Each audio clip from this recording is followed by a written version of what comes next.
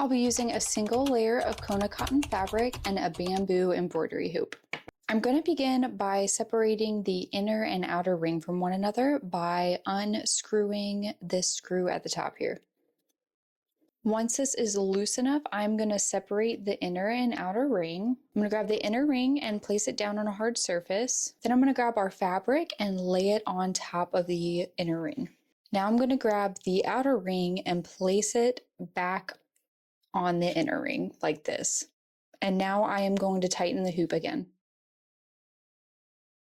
Now that I feel that the hoop is tight enough, I want to make sure the fabric is also tight in the hoop. As you can see here, the fabric is pretty loose and we don't want this while we're stitching because it just makes it really difficult.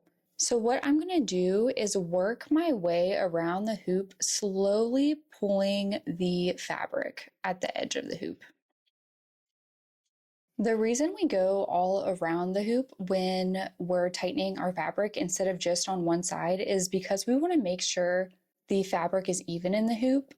If we just did it on one side, then the fabric would just all be pulled to one side and then it would be just uneven, and that's not what we want.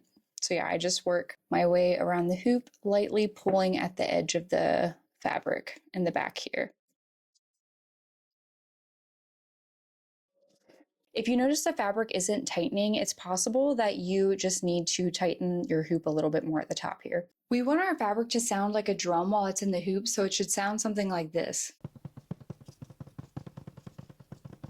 For me personally, this is too much fabric to have on the outside of my hoop. I know that when I stitch, I'm going to keep getting my needle and thread stuck in this fabric, so I'm going to trim around the edge of my hoop. And I leave maybe roughly about an inch around, but you can do whatever works for you.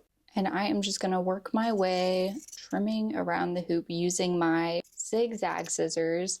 And these scissors keep your fabric from fraying at the end.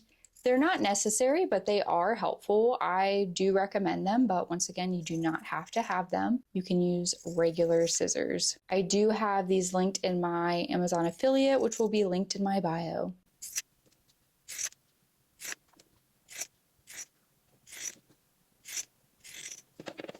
And for example, if you look at the fabric at the edge here, you can tell it's fraying some. This is completely normal, but the zigzag scissors just keep that from happening as much. So that is why I use them. And now this hoop is ready for some stitching. If you have any questions for me, please leave them in the comments below. I read all of them. And if you haven't already, please subscribe to my channel. Thanks for watching and I'll see you next time.